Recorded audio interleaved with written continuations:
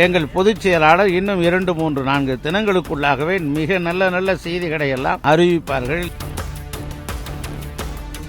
இந்த நாடாளுமன்ற தேர்தல் களத்தில் மிகப்பெரிய ஒரு யூகங்களை அமைப்பதற்குரிய திட்டமிட்டுக் கொண்டிருக்கிறோம். அனைத்திந்திய அண்ணா திராவிட முன்னேற்றக் கழகத்தினுடைய கூட்டணி குறித்த பேச்சுவார்த்தைகள் எல்லாம் நல்லபடியாக போய்க் கொண்டிருக்கிறது. சுமூகமான ஒன்றை எட்டியவுடன் விரைவிலேயே தலைமை கழகத்தின் சார்பிலே உங்களுக்கான அறிவிப்புகள் வெளியிடப்படும்.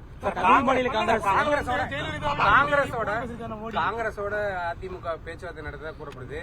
12 சீட்டு வரைக்கும் அதிமுக கொடுக்கறதாவும் அவங்க இல்ல யூகங்களுடைய அடிப்படைகளுக்கெல்லாம் நாங்க பதில் சொல்ல முடியாது. கலைஞர் மெமோரியல் தொடங்குறது கூட திறந்த வைப்பு கூட காங்கிரஸ் புறக்கணிச்சிருக்காங்க.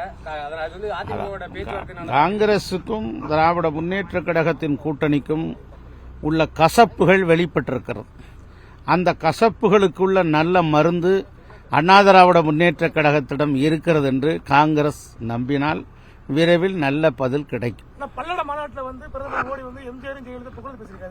அதை நாங்கள் வரவேற்கிறோம்.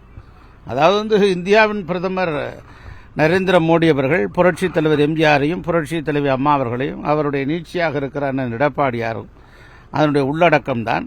ஆக எம்ஜிஆரையும் அம்மா அவர்களையும் பாராட்டி புகழ்ந்து பேசியிருப்பதை நாங்கள் வரவேற்கிறோம்.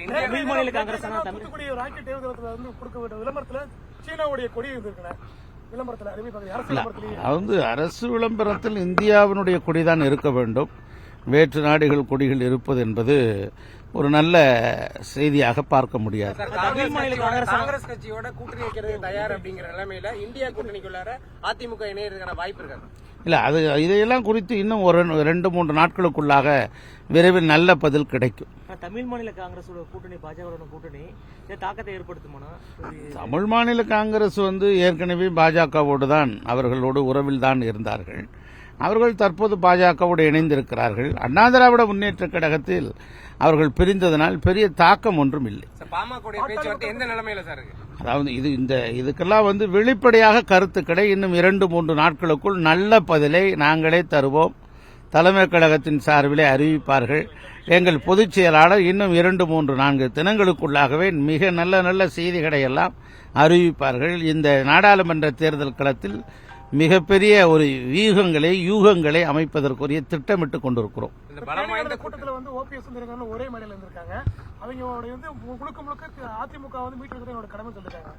அண்ணா திராவிட முன்னேற்ற கழகத்தை அருமை அண்ணன் எடப்பாடியார் மீட்டெடுத்து விட்டார். சார், இப்ப பாஜகவோட இதுல அழைப்பு இல்ல, விருந்தாளிக்கு தான் அழைப்பு தேவை, சொந்த வீட்டுல இருக்கவங்களுக்கு அழைப்பு தேவையில்லைன்னு பண்டுரி ராமச்சந்திரன் சொல்லியிருக்காரு. அவங்க பாஜக புறக்கணிச்சதையும் அவங்க இப்படி இதான் சொல்லியிருக்காங்க. அதை எப்படி பாக்குறீங்க? இல்ல, அவர்களுக்கு வேற வழியே இல்லை. கடைசி வாய்ப்பு பாஜகவோடு இணைவதுதான். அங்கவும் சில சிக்கல்கள் இருப்பதாகத்தான் தகவல்கள் வந்திருக்கிறது. நன்றி. செய்திகளை உடனுக்குடனும் துல்லியமாகவும் தெரிந்து கொள்ள சப்ஸ்கிரைப் பண்ணுங்க.